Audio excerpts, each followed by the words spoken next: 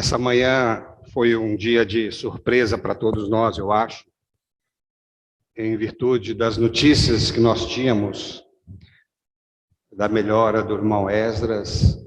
Nós tínhamos uma esperança, né, de que nós pudéssemos ainda usufruir da comunhão do irmão. Mas Deus tem os seus caminhos. A vontade do Senhor é soberana. Então nós temos um coração triste nessa manhã, mas por outro lado,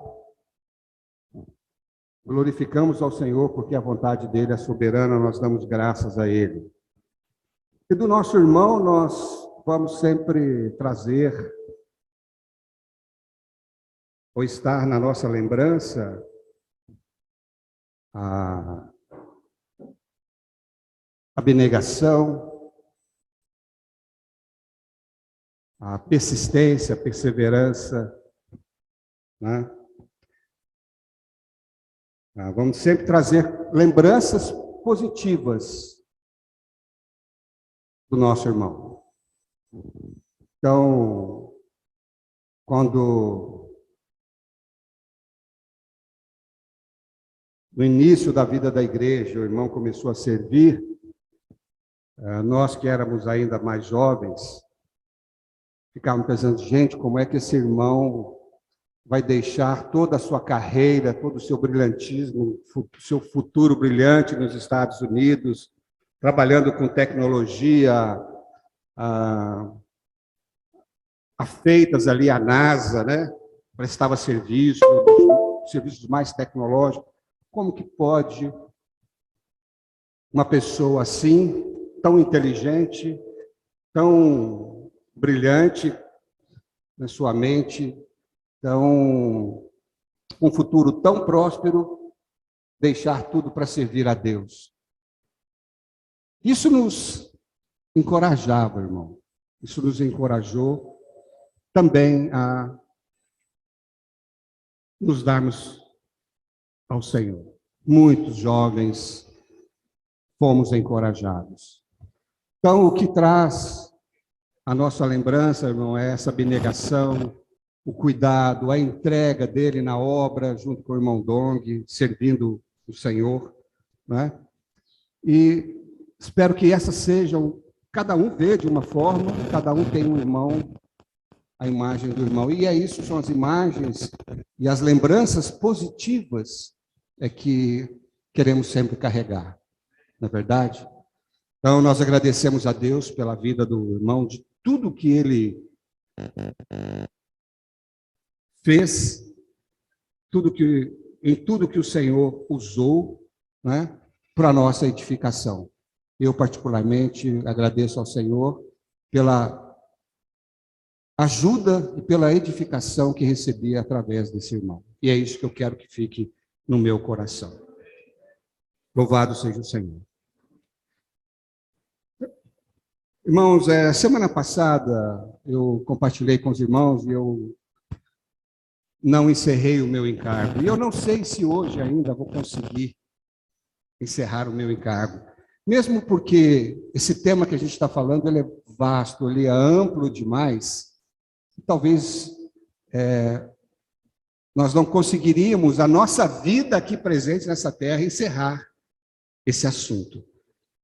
Mas que o Senhor nos dê graça para que aquilo que Ele está nos mostrando seja um pouco, ou aquilo que Ele nos mostrar, que seja utilizado, seja tomado como realidade nas nossas vidas.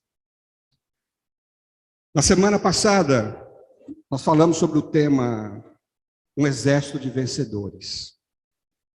Quando nós falamos de Apocalipse 12, nós falamos que eles aplicaram a palavra de Deus com realidade nas suas vidas. Por isso eles foram vencedores. Aplicaram a realidade daquilo que eles tinham ganho e aquilo que a palavra de Deus falava, ou que a palavra de Deus fala. Eles conheciam a palavra e aplicaram essa palavra no seu viver. Por isso nós precisamos, cada vez mais, conhecer a palavra pelo aumento da fé. O que é a fé? A fé é o conteúdo da economia de Deus.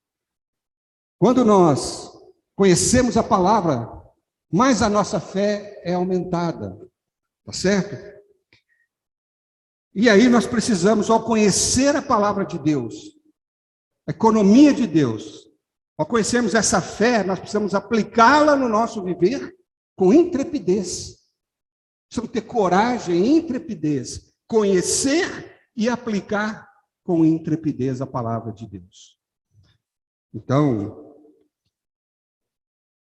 aqueles vencedores de capítulo 12 de Apocalipse, fala que eles venceram todas essas situações relacionadas com Deus, usando o sangue, relacionadas com Satanás, usando a palavra, e as situações relacionadas a eles mesmos, através da cruz. Por que eles faziam? Porque conheciam o poder do sangue, conheciam o poder da palavra e o poder da cruz. E estavam ainda, acima de tudo, capacitados para usar tudo isso.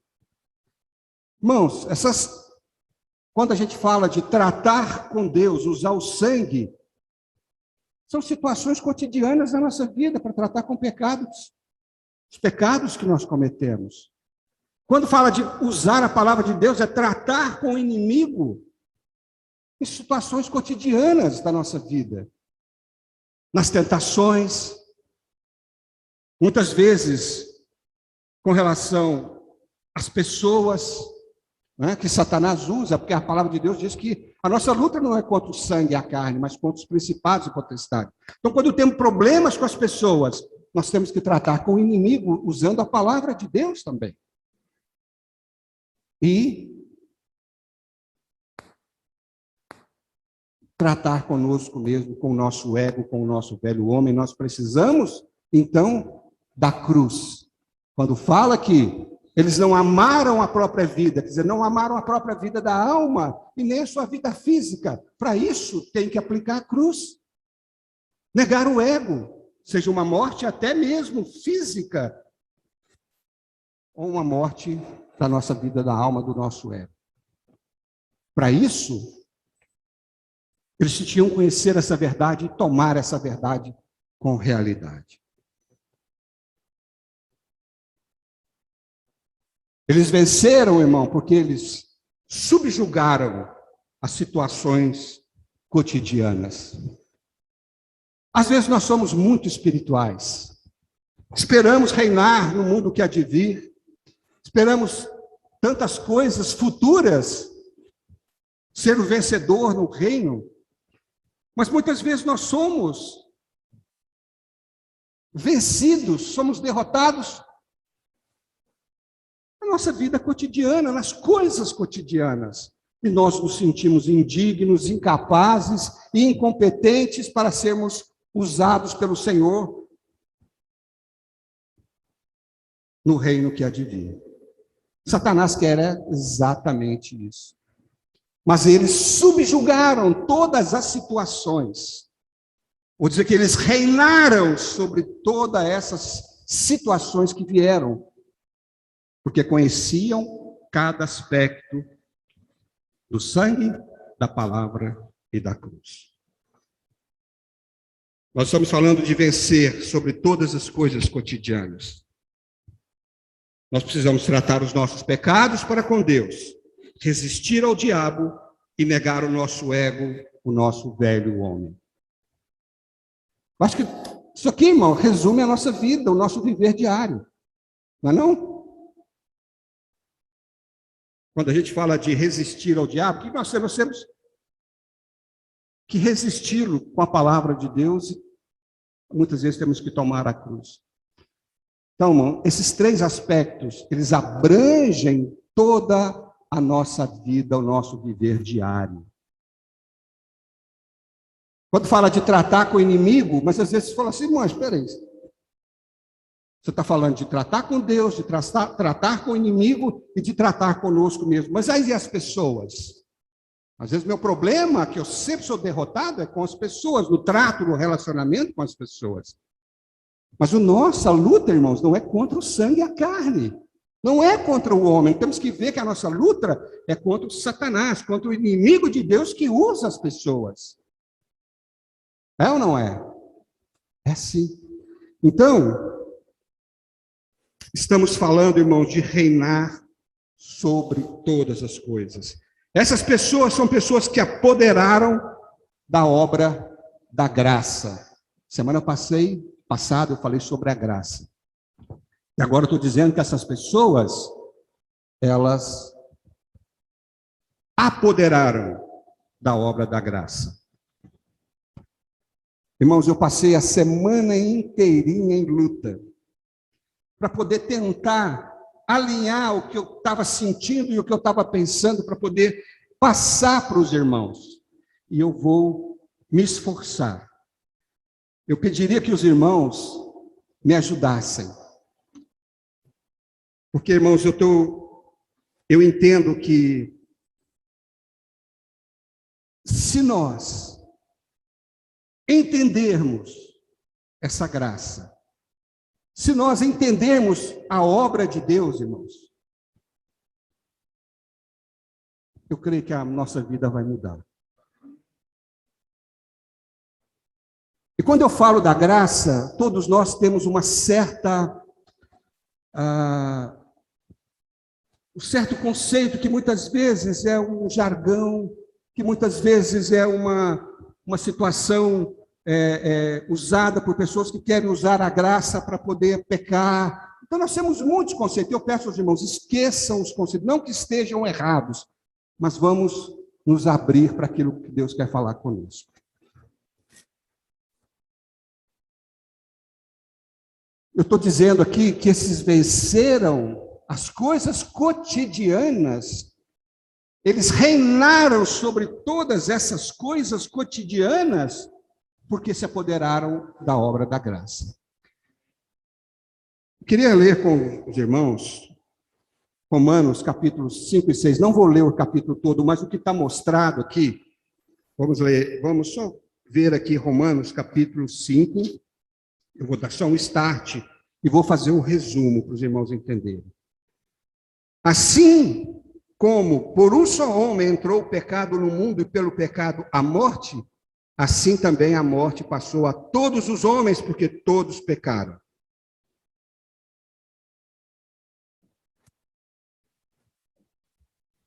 Aqui no capítulo 5 de Romanos, Paulo está dando continuidade ao capítulo 4, que fala que Abraão foi justificado pela fé. E aqui, em Romanos 5, irmãos, e 6, Paulo fala dos resultados dessa justificação, que foi feito pela obra redentora de Cristo. Aqui está dizendo, resumindo, que o pecado entrou, os homens foram constituídos pecadores, não somente se tornaram, mas foram constituídos pecadores, quer dizer, o pecado é parte da natureza da carne humana, o pecado habita, Paulo falou, o pecado habita na minha carne. Então, os homens foram constituídos pecadores, a morte reinou sobre todos os homens e o pecado também reinou na morte. Então, quando Adão pecou, quando ele desobedeceu, aqui fala que por um só homem entrou o pecado no mundo, trouxe tudo isso, a humanidade recebeu a morte, os homens se tornaram pecadores, se tornaram escravos da morte e escravos do pecado. Essa é a situação do homem natural. Por mais que o homem queira, ele não consegue desvincular-se, ele não consegue deixar de ser, muito menos deixar de ser pecador, e não consegue deixar de pecar. Mas aqui fala que a graça veio, depois os irmãos leem o capítulo 5, porque senão vai demorar demais, irmãos, e esse não é o meu encargo. A graça veio, muitos foram constituídos justos, a palavra de Deus fala, tá? Quer dizer, nós somos justificados e essa justiça entrou para dentro de nós, a obra redentora de Cristo entrou para dentro de nós não apenas nos tornamos, não apenas fomos justificados, mas nos tornamos justos. A palavra de Deus diz que nós tornamos justiça de Deus. Tá certo?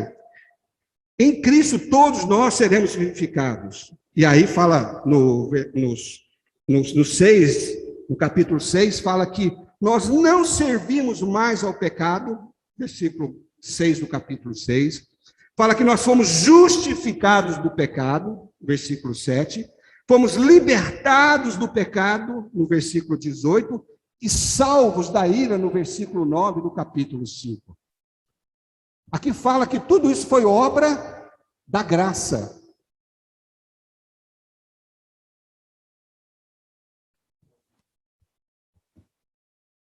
Essa graça, irmãos, daqui a pouco eu vou tentar explicar para os irmãos essa graça, porque essa graça ela é multiforme, ela deriva na Bíblia de várias coisas, a gente às vezes não entende o significado dessa graça. E aí nós não entendemos o significado, nós não conseguimos apropriar do poder que ela tem e do poder que ela nos dá.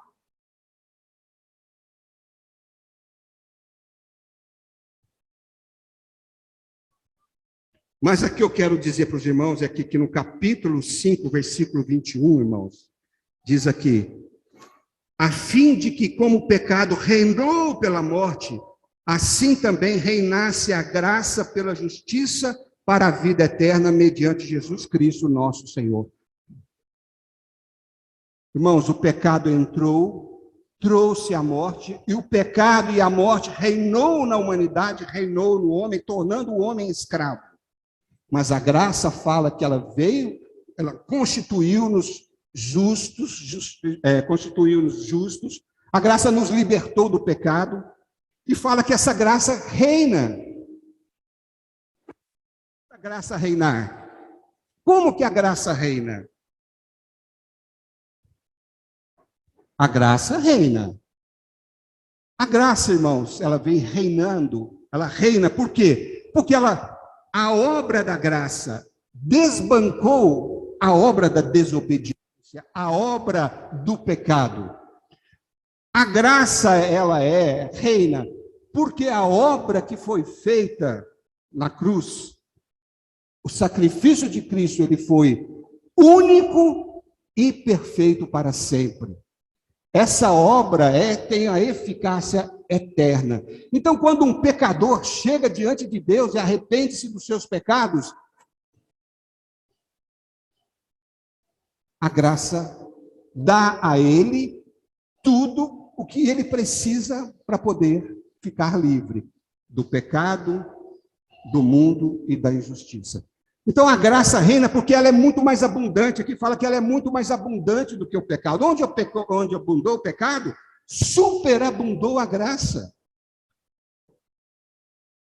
Aqui fala, todavia não é assim o dom gratuito como a ofensa, porque se pela ofensa de um só morreram muitos, muito mais a graça de Deus e o dom pela graça de um só homem, Jesus Cristo, foram abundantes sobre muito. Então a graça, o poder da graça, o resultado da graça foi muito mais abundante, é muito mais abundante, é muito mais eficaz do que a obra de desobediência e a obra do pecado.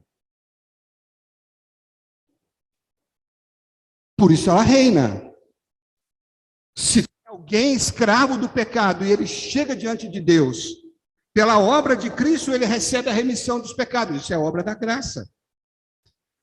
Se algum pecador chega diante de Deus e aceita Jesus, que ele é escravo do pecado e ele é escravo da morte, ao receber a obra da graça, ele é libertado da morte.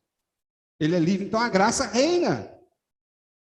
Assim como a obediência de um só homem trouxe a graça, a nossa fé faz com que essa graça, ela sobrepuja todas as coisas. Os irmãos estão compreendendo o que eu estou falando? Aqui está dizendo que a graça reina. Isso parece meio teórico, não é verdade? Mas vamos crer, irmãos, que a graça reina, tá? Mas tem um ponto que é aqui agora que nós precisamos entender e nos apossar. É de onde nós podemos, então, tirar proveito dessa obra da graça. Romanos capítulo 5, versículo 17 diz: se pela ofensa de um e por meio de um só reinou a morte, muito mais os que recebem a abundância da graça e o dom da justiça reinarão em vida por meio de um só, Jesus Cristo. Se a graça reina, e nós que recebemos a abundância da graça, podemos reinar em vida. Em vida é na vida de Jesus Cristo e em vida nas situações cotidianas. Irmão, se a graça ela reina, Paulo dizendo que a graça reina sobre todas as obras negativas do universo, sobre todo o pecado, sobre toda a morte, sobre o mundo. Ela reina. Por que ela reina? Porque quando entra uma situação e alguém almeja essa graça, chega diante dessa graça, um pecador chega, a graça, tudo que ela fez reina. Ela sobrepuja toda a obra da morte, toda a obra de Satanás. Quem fez isso foi o Senhor. A obra dele é eterna, é eficaz. Foi uma vez e para sempre. E eu falei, essa obra ela tem uma eficácia eterna. Não é porque Deus está bonzinho que Deus vai perdoar alguém. Não é porque Deus hoje está triste que ele não vai perdoar. A obra da graça, irmãos, está pronta. Foi feita pela justiça de Deus, que foi Cristo. Então, quando um pecador chega, Deus, vamos dizer assim, é obrigado a justificar aquela pessoa pela obra do seu filho. Então, quando o pecador chega, a graça reina sobre a morte, sobre toda e qualquer situação. A obra da graça reina. E aqui está dizendo que nós que recebemos a abundância dessa graça, podemos reinar em vida. É essa graça que nos capacita. Irmãos, a graça reina. Foi Deus que fez essa obra de justiça, essa obra de redenção, essa obra de salvação. Tudo que essa graça contém, reina sobre todas as coisas. Então isso é glória para Deus.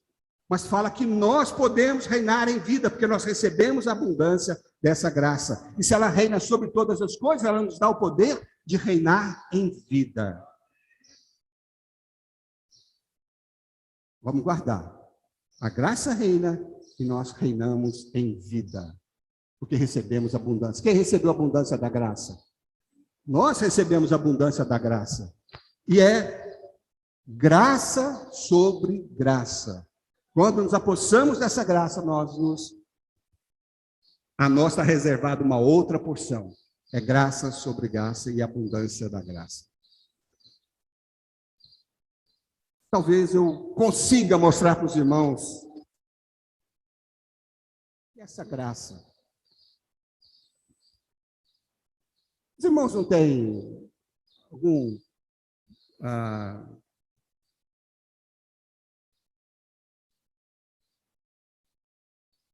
vamos dizer,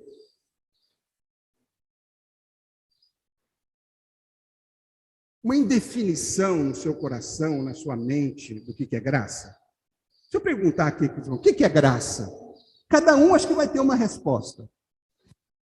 Diferentemente, e até meio confuso, porque essa graça na Bíblia, ela tem muitas nuances. Não é verdade? Fala assim, a graça do Senhor Jesus seja convosco. Como é que essa graça do Senhor Jesus vai vencer na minha vida? Tem outras palavras sobre graça que às vezes até não tem muito a ver uma com a outra. Isso nos traz uma certa dificuldade de entendimento do que é a graça e de como nós podemos, muitas vezes, nos apossarmos dela, para nós podermos reinar em vida. Nós temos um conceito, e também foi nos dado, irmãos, o conceito de graça, de que graça é o quê? O favor imerecido, não é? Hã? O que é graça? É um favor imerecido. Agora, como nós podemos reinar com um favor imerecido? Explica. Eu ganhei um favor, como é que eu posso reinar por meio desse favor?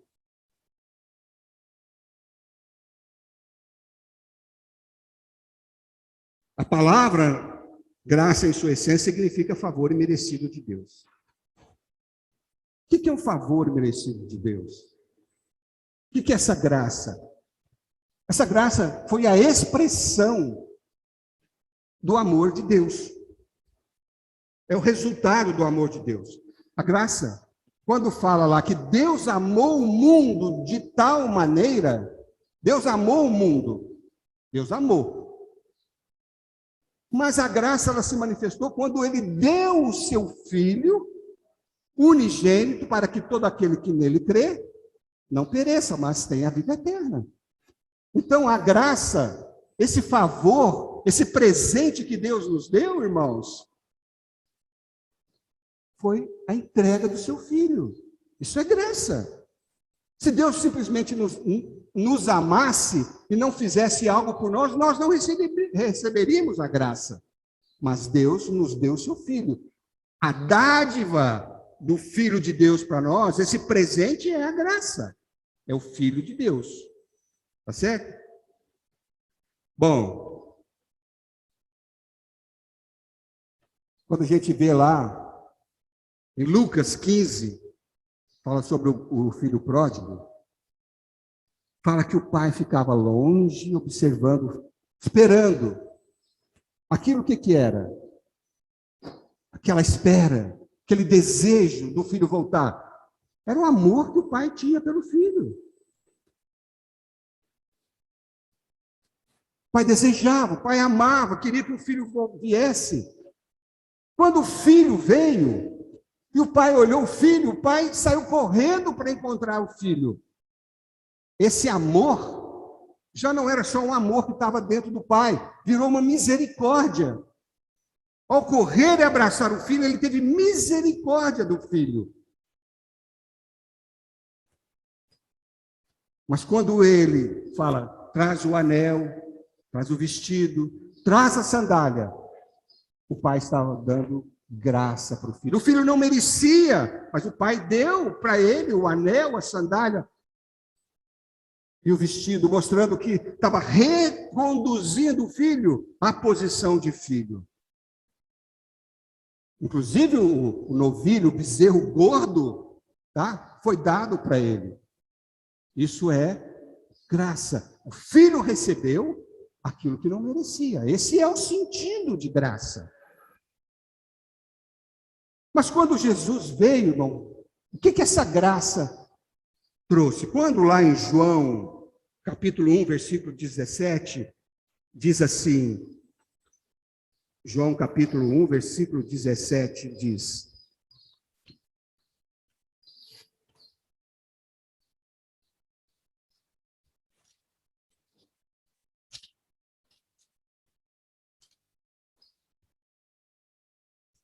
cadê você?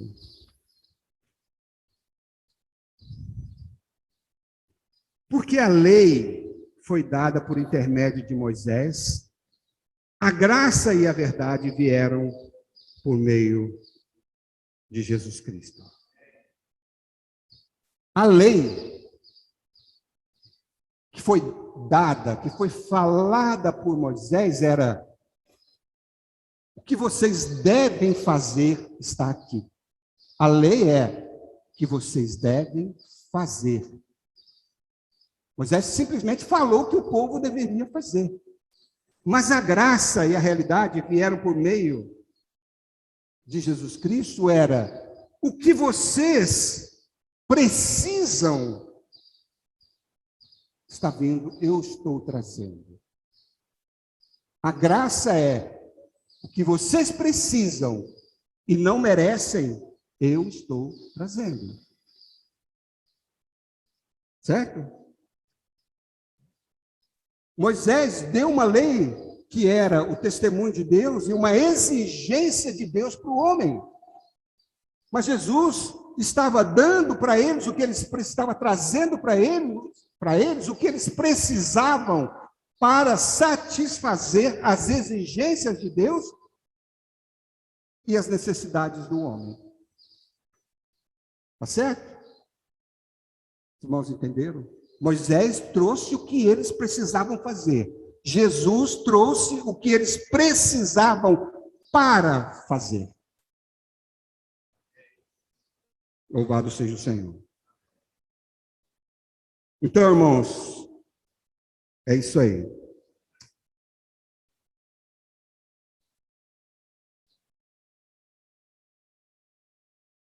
Jesus estava querendo dizer, olha, vocês, aqui em João está querendo dizer, Moisés trouxe a exigência de Deus para vocês, e eu estou trazendo a provisão de Deus, aquilo que vocês necessitam, aquilo que vocês precisam para cumprir a exigência de Deus. Mas você fala assim, mas a lei era uma exigência, mas nós estamos na graça, agora não tem mais exigência. Quem falou que não tem mais exigência? Quando o Senhor falou, não matarás, mas eu digo, a lei fala, não matarás, mas eu digo, quem odiar o seu irmão está sujeito. O Senhor elevou a lei, mas ele veio trazer algo que era ele mesmo, algo que era para satisfazer uma exigência da lei.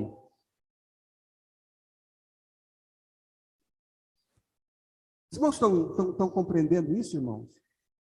O problema, muitas vezes, é que a graça, muitas vezes, não, a lei foi dada por Moisés, mas a graça agora veio por Jesus Cristo, nós não precisamos fazer nada, vamos esperar Deus fazer por nós. Não, o Senhor veio trazer algo que eles precisavam para cumprir as exigências de Deus. Ou Deus não tem mais exigência agora na sua igreja? Uma lei é dada por um reino, e o Senhor Jesus é o rei do reino dos céus. Em Mateus 5, 6 e 7, ele elevou a lei. Ele deu uma constituição muito mais elevada. Mas ele sabia que o homem não tinha condição, então ele trouxe aquilo que o homem precisa para cumprir as exigências de Deus e ter um viver adequado na presença do Senhor. Louvado seja o Senhor. Cristo, Moisés fez trouxe o que o homem devia fazer. E Cristo fez o que o homem precisava. Cristo tornou a nossa solução. Certo? Cristo, ele se tornou a própria graça. Cristo se tornou esse presente imerecido. Nós não merecíamos, mas ele trouxe isso para nós.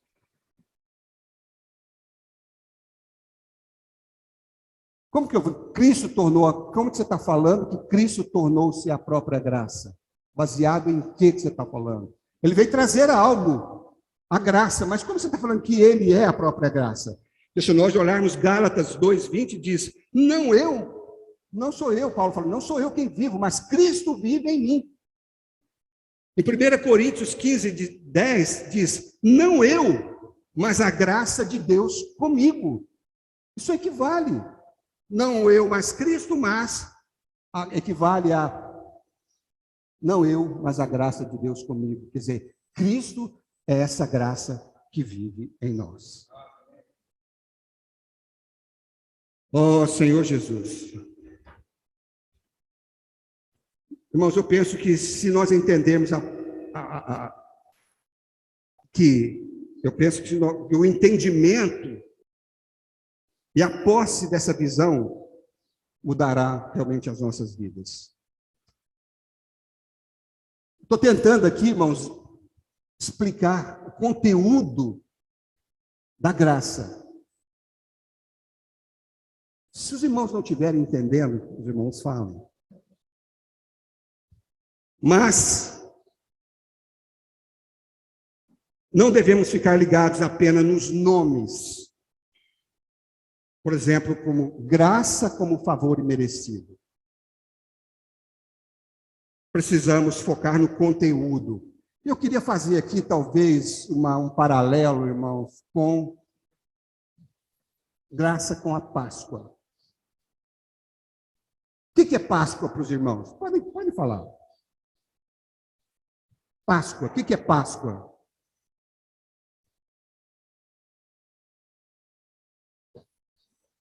Não é a Páscoa de hoje, não, do Velho Testamento, não é de coelhinho, não, tá? O que é a Páscoa para os irmãos? Pode falar.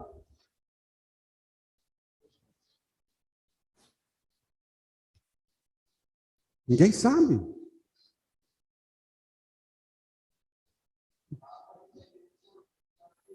Não, pode tirar a máscara, eu não estou ouvindo, não estou entendendo. Só para falar.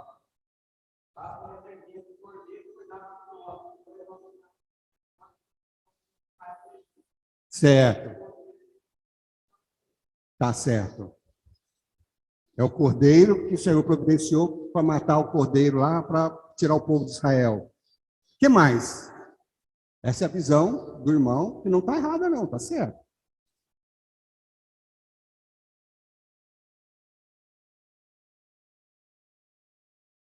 Assim como graça, irmão, é um favor imerecido, quer dizer, tem, né? É o favor imerecido, é o significado da palavra, mas com conteúdo muito mais profundo. Páscoa também. Páscoa é o quê? É passar sobre. Esse é a definição da palavra Páscoa, passar sobre. Lá em Êxodo, capítulo, eu preciso ler isso aqui. Lá em Êxodo, capítulo 12,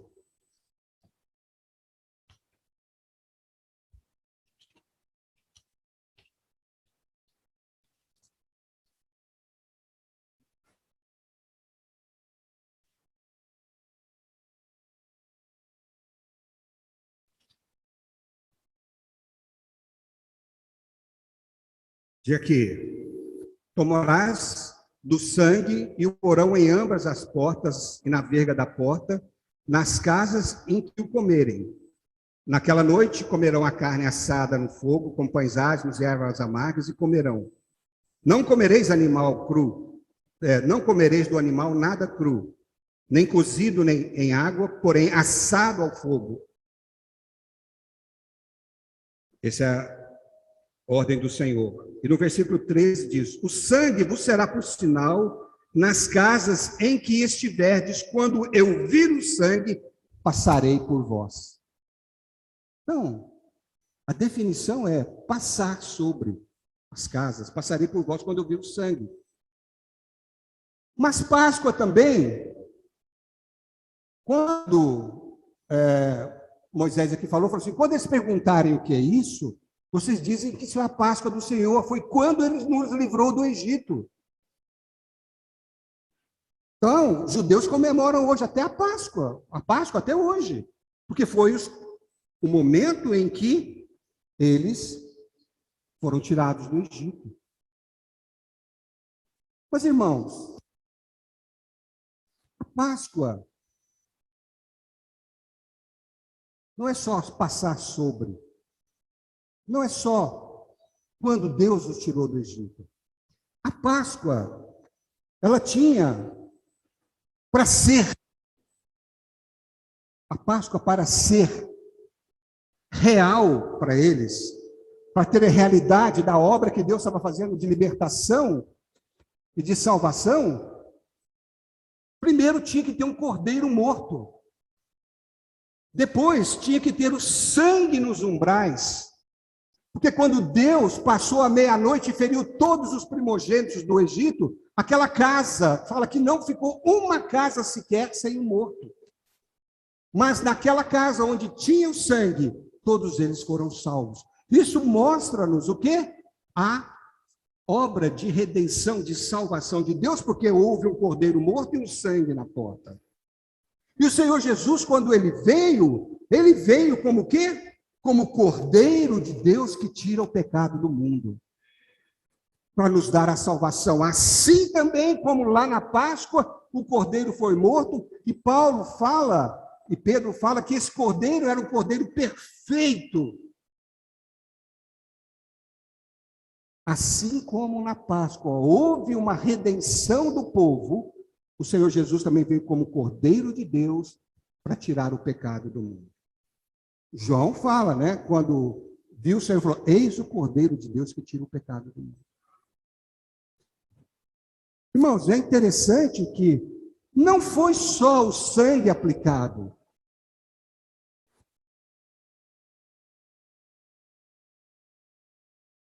Quando o Senhor ordenou, o Senhor falou para matar, colocar o sangue nas vergas, mas ele disse aqui também: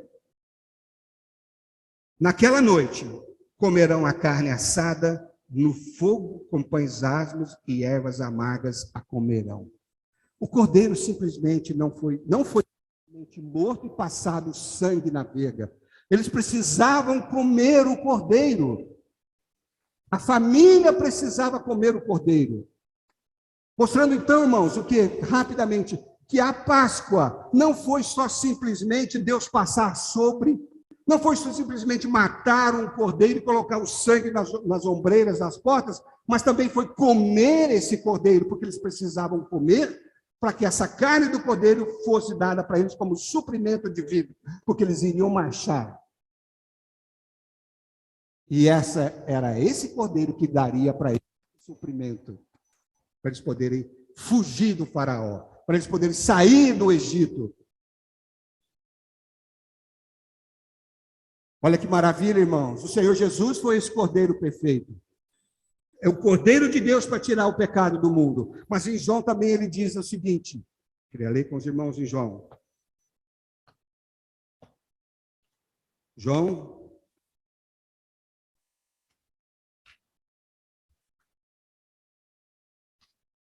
capítulo 6. Ele diz aqui, 52. Disputavam, pois, os judeus entre si, dizendo: como pode esse dar-nos a comer a sua própria carne? Respondeu-lhe Jesus: em verdade vos digo, se não comerdes a carne do Filho do Homem, não beberdes o seu sangue, não tendes vida em vós mesmos. Quem comer a minha carne e beber do meu sangue tem a vida eterna, e eu ressuscitarei no último dia. Pois a minha carne é a verdadeira comida e o meu sangue é a verdadeira bebida. Quem comer a minha carne e beber o meu sangue permanece em mim e eu nele. Assim como o Pai que vive me enviou, e igualmente eu vivo pelo Pai, também quem de mim se alimenta, por mim viverá.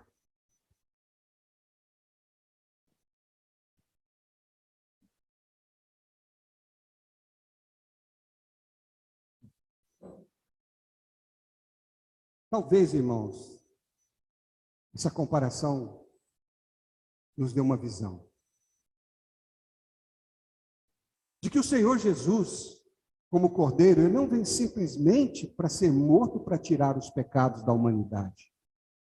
Ele também foi morto para ser comido.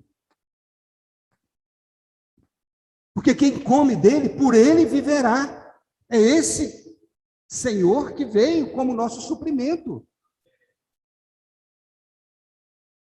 Muitas vezes nós falamos de graça apenas como um favor imerecido, que nós éramos pecadores, que Deus nos redimiu. É verdade isso. Mas a graça veio trazendo para nós o suprimento que nós precisamos.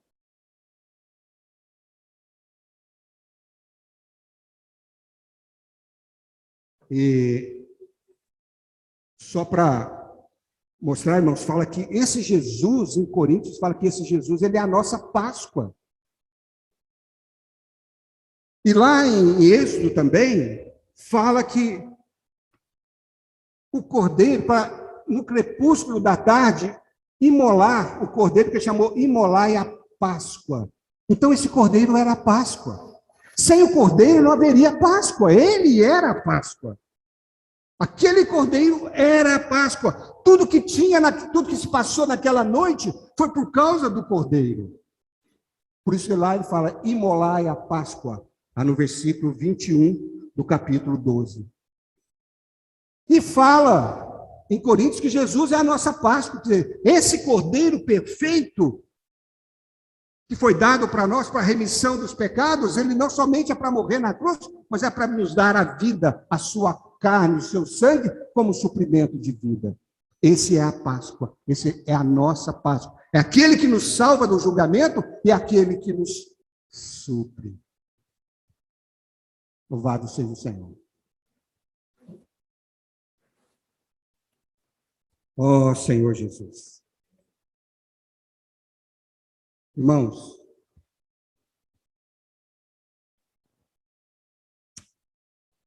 então, graça, então, irmãos, não é uma questão, não é uma coisa, não é só um presente de Deus. Mas graça, quero mostrar para os irmãos, é uma pessoa viva. É o próprio Cristo que veio como graça, trazendo tudo que nós precisamos. Ele, como cordeiro, ele tirou o pecado da humanidade, porque a humanidade precisava e precisa de salvação eterna. Precisa da redenção. Mas nós que fomos redimidos, quando nós aceitamos a obra da redenção e estamos dentro da casa, da igreja, né? Assim como lá em Êxodo, o povo estava dentro da casa, que é a própria igreja. Que é dentro do próprio corpo de Cristo, nós precisamos do suprimento. Então, irmão, graça é Deus em Cristo alcançando o homem. É Deus em Cristo alcançando. Ele veio para alcançar o homem, para, através da redenção, salvar eternamente o homem. E através da provisão toda suficiente ao crente para o cumprimento da filiação.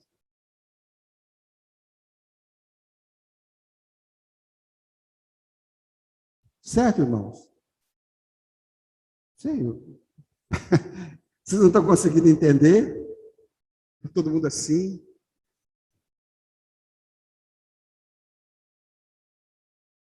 Irmãos, nós precisamos entender isso daqui.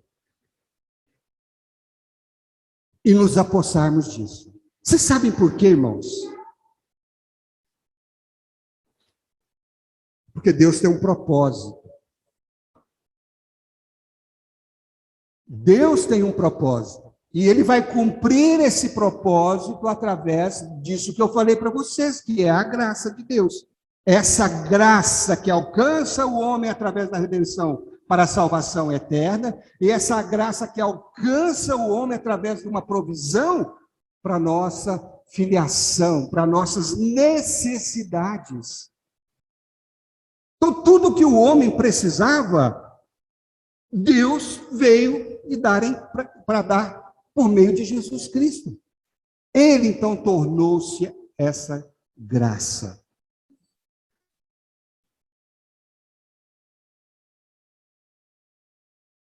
Em Romanos, em Efésios capítulo 1, irmãos, versículo de 5 a 6.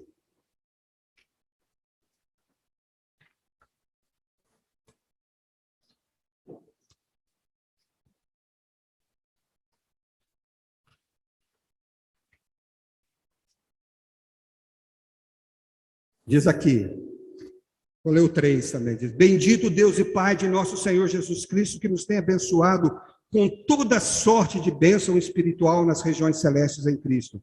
Assim como nos escolheu nele antes da fundação do mundo para sermos santos, irrepreensíveis e perante ele,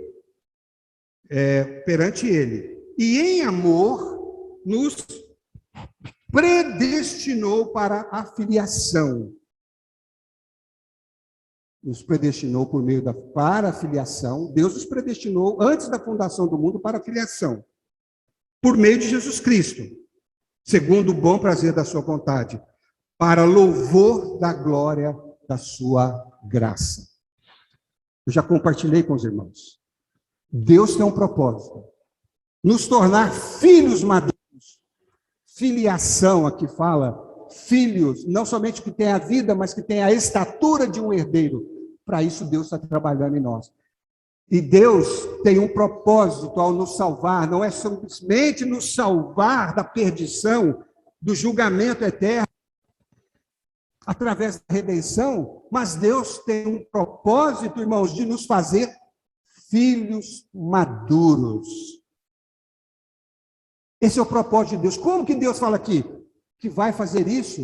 Ele fala aqui que vai escolher isso para louvor da glória da sua graça.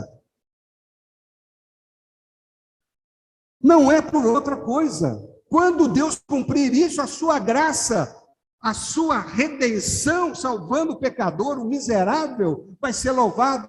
E a provisão toda suficiente para os seus filhos, nos momentos, nas necessidades, nas situações cotidianas, irmãos, Deus vai ser glorificado.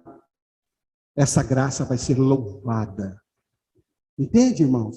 Às vezes nós não entendemos isso, mas Deus tem um propósito e só vai fazer isso por meio da graça dele. Louvado seja o Senhor. Em Romanos 8, talvez eu esteja repetindo, né? Mas 8:29 diz: sabemos que todas as coisas cooperam para o bem daqueles que amam a Deus, daqueles que são chamados segundo o seu propósito. Porque aos que de antemão conheceu, nos predestinou, né?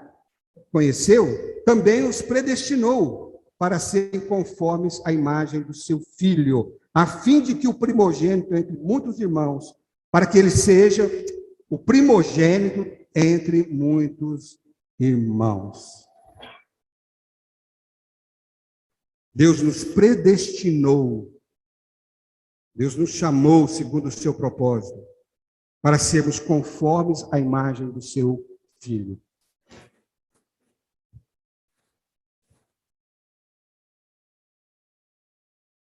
Olha bem, Deus nos predestinou para a filiação, para que o seu Filho seja o primogênito. Quando Deus apresentar-nos, ele dizia, ó, só tinha um filho, que morreu, ressuscitou, venceu todas as coisas, foi assentado à direita de Deus, ele foi aperfeiçoado, meu filho homem, Deus falando, né? Meu Deus, Jesus, o meu filho, que era Deus e homem, foi aperfeiçoado, e ele se tornou agora o primogênito desses monte de filhos que vocês estão vendo aqui, que foram salvos pelo sangue, pela obra redentora, e foram salvos pela própria vida que foi dispensada a eles. Senhor Jesus, ó Senhor Jesus, Senhor Jesus, Ele nos predestinou para isso, a fim, irmãos, de que Ele seja o primogênito. Senhor Jesus.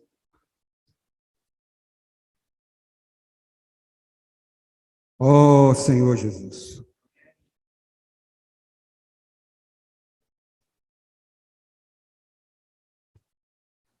Vou voltar para Efésios aqui.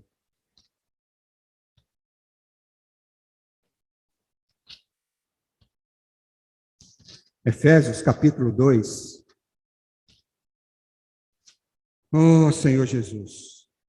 Versículos 6 e 7 diz: juntamente com ele nos ressuscitou e nos fez assentar nos lugares celestiais em Cristo Jesus, para mostrar nos séculos vindouros a suprema riqueza da sua graça e bondade para conosco em Cristo Jesus, porque pela graça sois salvos. Essa graça, irmãos, que Deus vai mostrar para o universo. A suprema riqueza dessa graça. Essa graça que me salvou da morte, da condenação e que me transformou à imagem do Filho de Deus. Os irmãos creem nisso?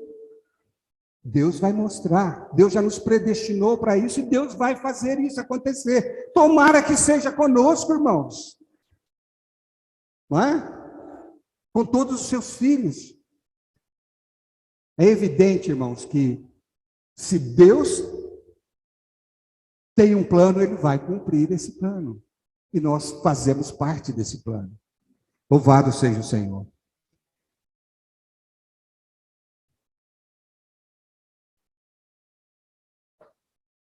Em Romanos 8,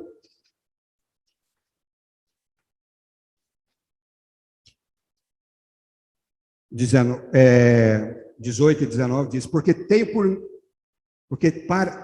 para mim tenho por certo que os sofrimentos do tempo presente não podem ser comparados com a glória a ser revelada em nós. A ardente expectativa da criação aguarda a revelação dos filhos de Deus. Aquilo que Deus planejou, aquilo que Deus vai fazer, a própria criação está aguardando, com uma expectativa da revelação dos filhos de Deus, e que nós, irmãos, seremos conformados à imagem do Filho de Deus. A criação, ela geme, ela espera ansiosa essa manifestação.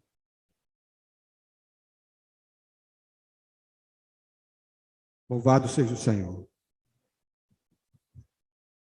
Já li também com os irmãos que em 2 Tessalonicenses 1:10 diz que Cristo será glorificado nos seus santos e vai ser admirado, Cristo vai ser admirado em todos os que creem. Irmãos,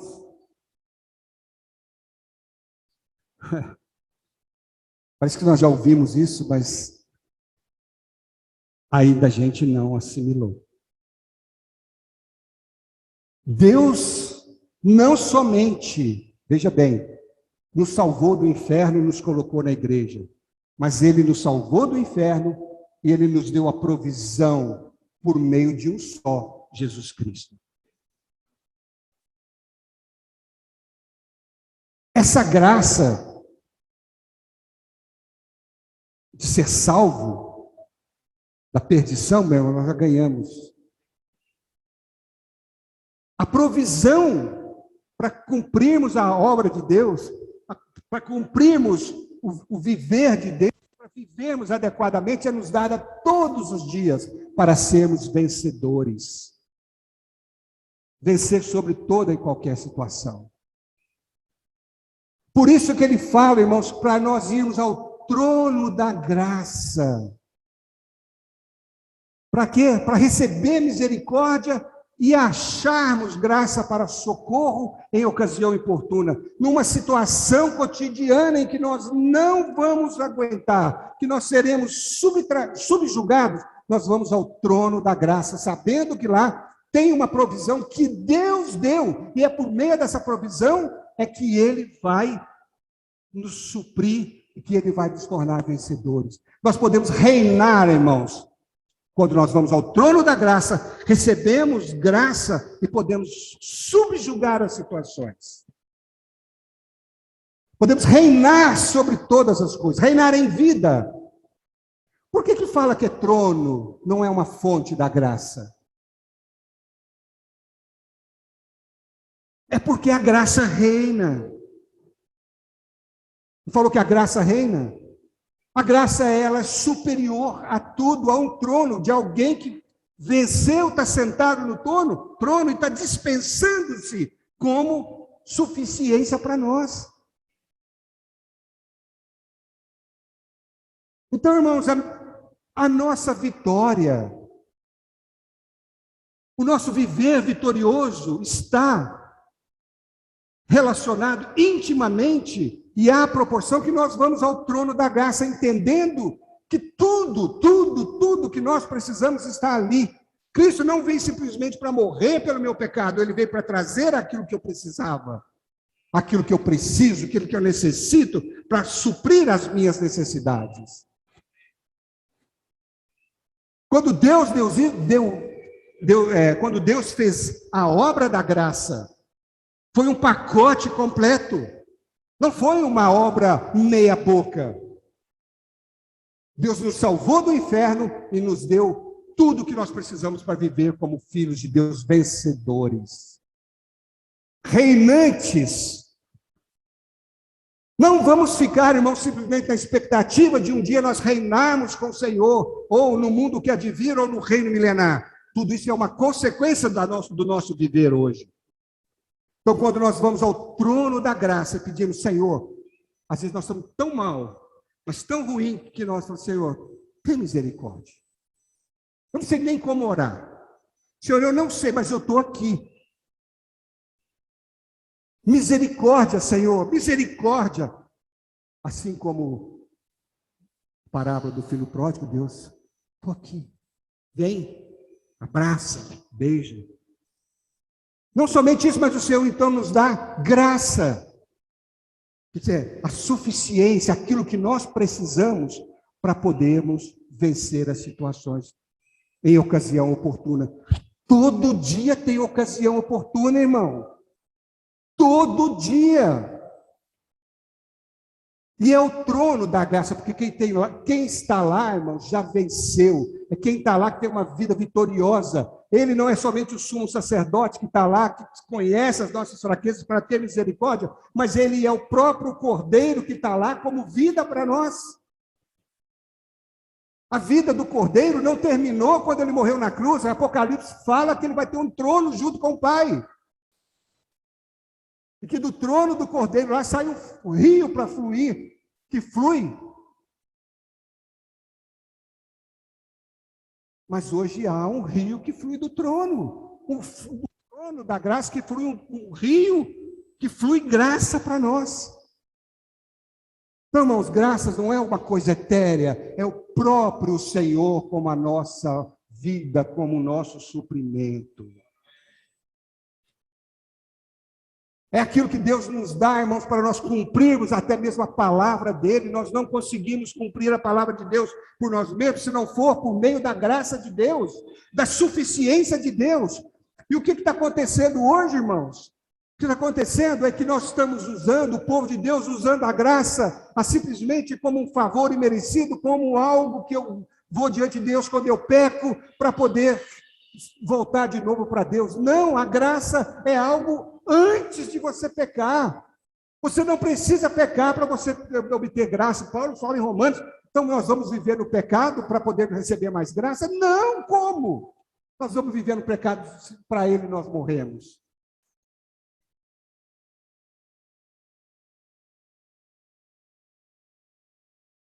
Então Deus nos dá aqui, irmãos, Deus nos dá o caminho. Queria reforçar para os irmãos. Deus, Jesus Cristo, ele não veio abolir os mandamentos. Ele veio para nos dar o que nós precisamos para cumprir esses mandamentos. Quando fala de adultério, lá em capítulo 5, 6 e 7, quando fala daquelas coisas todas que a lei fala, irmão, o Senhor não está dizendo que tudo bem se você pecar, eu dou um jeitinho. Não, você não precisa pecar. Ou, na verdade, você não pode pecar, porque eu já tenho algo que vai suprir você. É só você vir a mim quando você tiver uma ocasião oportuna em que você vai se sentir sucumbido. Venha ao trono da graça. E quando nós vamos ao trono da graça, irmãos, e nos apossamos daquilo que nós precisamos, e Deus nos supre. Oh, Deus é louvado, a graça de Deus é magnificada no nosso viver.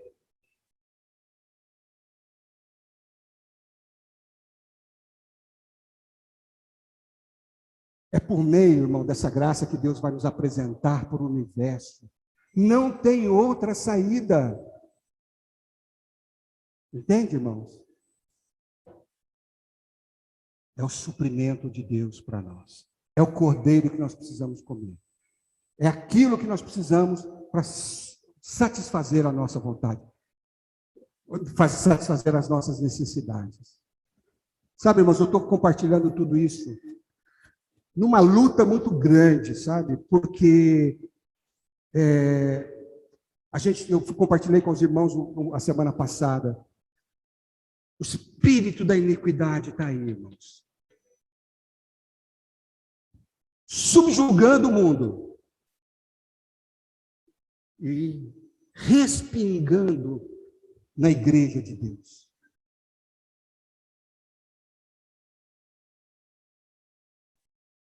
Homens de Deus, pessoas de Deus, em pecado, como se fosse algo normal. Isso, irmãos. E justificam porque querem adequar a palavra às suas vidas, ao seu viver. Mas a palavra de Deus não nos dá o direito de torcer a palavra de Deus, a palavra.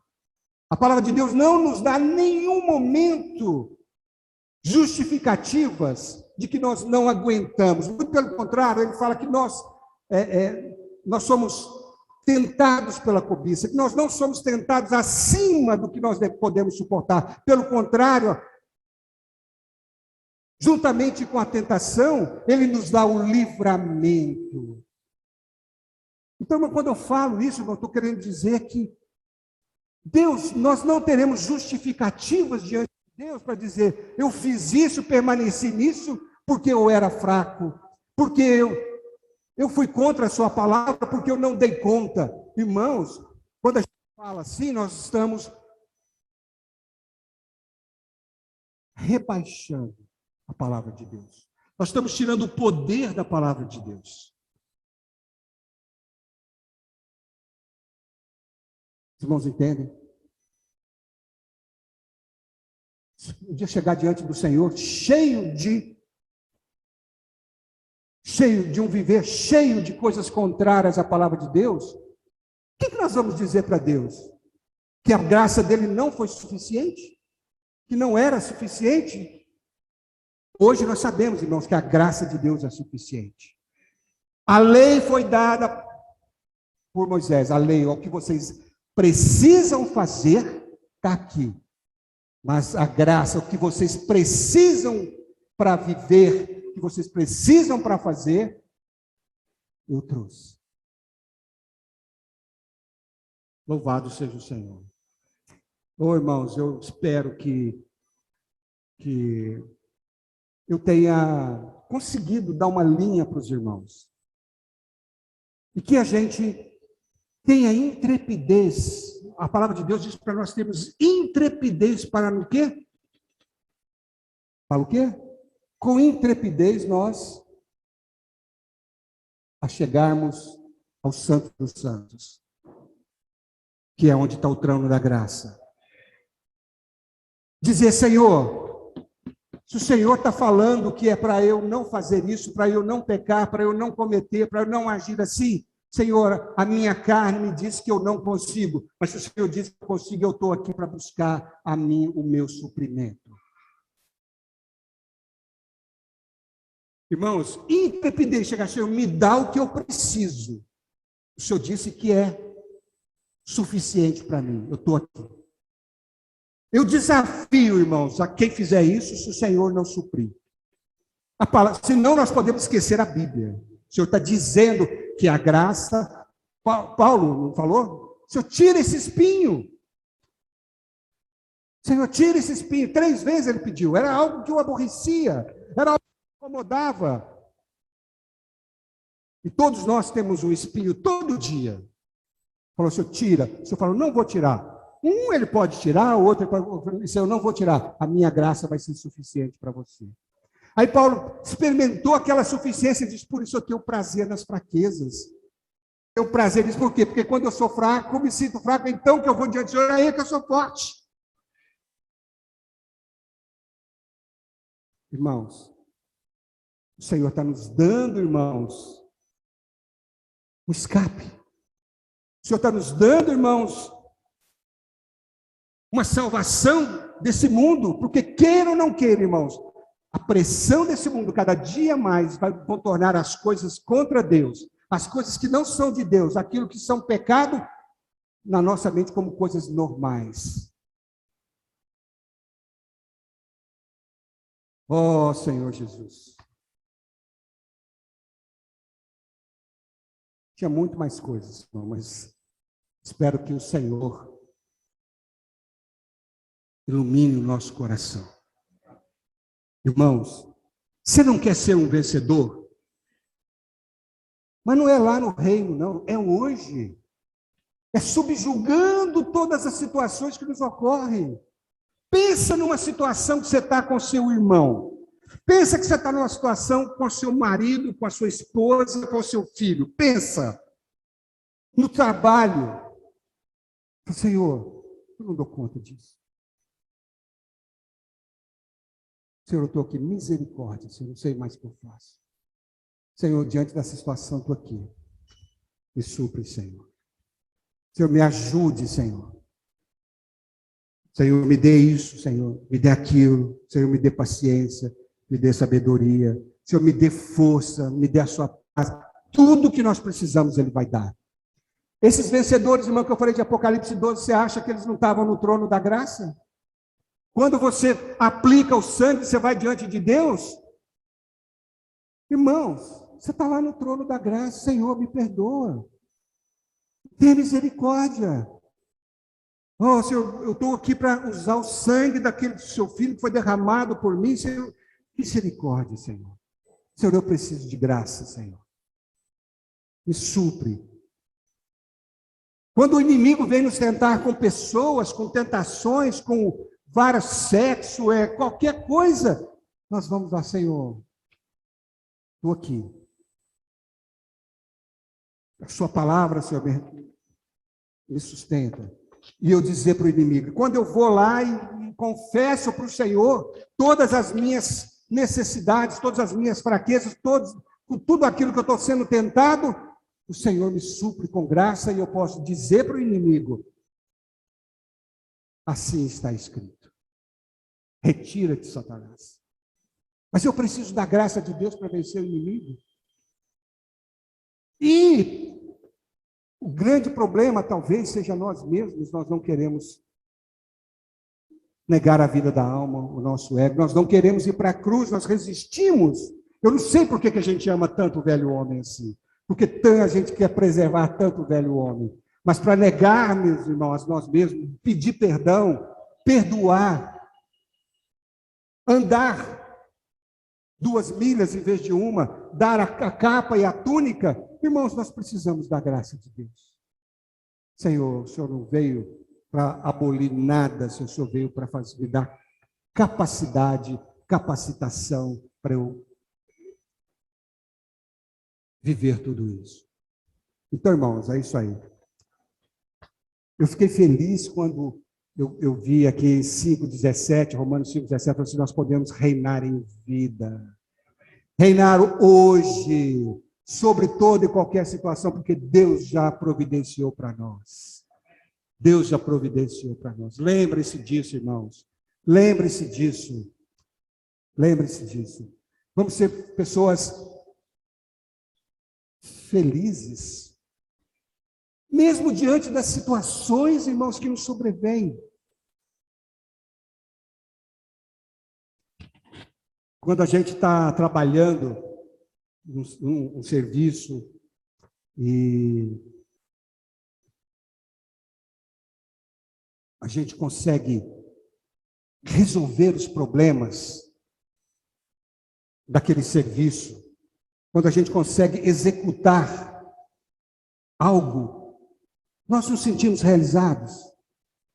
Quando algo vem para no serviço, em outra qualquer situação, quando a gente consegue humanamente resolver aquele problema, você consegue subjugar aquele problema, aquela situação, você não fica feliz? Você não fica com a autoestima elevada? Você não sente que você conseguiu reinar sobre aquela situação?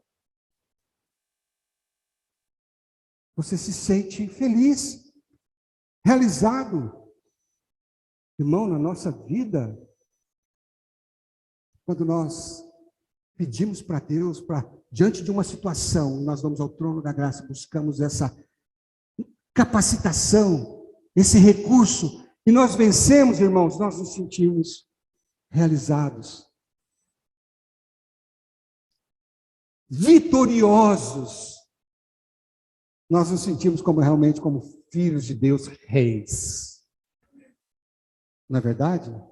A palavra de Deus diz que nós somos reino de sacerdotes, irmãos. Reis.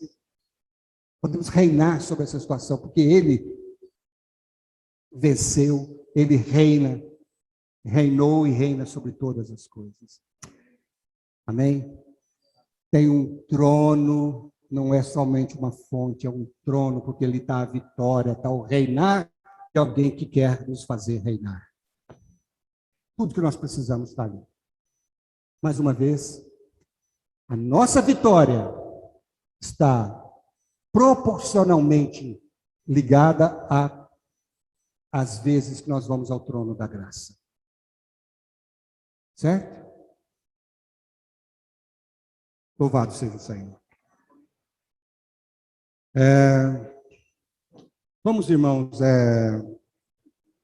ficar em pé, vamos orar pela família do irmão Esdras. Tem os seus filhos tão queridos, Davi, que mora aqui, Daniel, tem um coração para o Senhor, também a esposa dele. Vamos orar para que Deus possa sustentar essa família, né? Que Satanás não ache nenhuma brecha, tá certo? Situação muito difícil, né? Dolorosa. Vamos orar ao Senhor. Senhor, nessa manhã, como igreja, nós oramos a Ti, para que o Senhor venha visitar a família do irmão Esdras, Senhor. Davi, Daniel, sua esposa Janine, Senhor, sua filha Elizabeth, todos que estão envolvidos ao redor, para que o Senhor possa sustentá-los, ó Pai. Guardar os seus corações. Saber que a vontade do Senhor foi feita e glorificarem o Teu nome. Sabemos, ó Deus, como é difícil essa situação, mas que o Senhor possa fortalecê-los. O Senhor possa, Deus, dar a eles um coração de gratidão ao Senhor, por ter dado a oportunidade ao Esdras, Senhor, de servir a Ti. Que o Senhor possa confortá-los e que Teu Espírito Santo, Senhor, possa, de uma maneira poderosa, ó Deus, consolá-los, em nome de Jesus. Amém.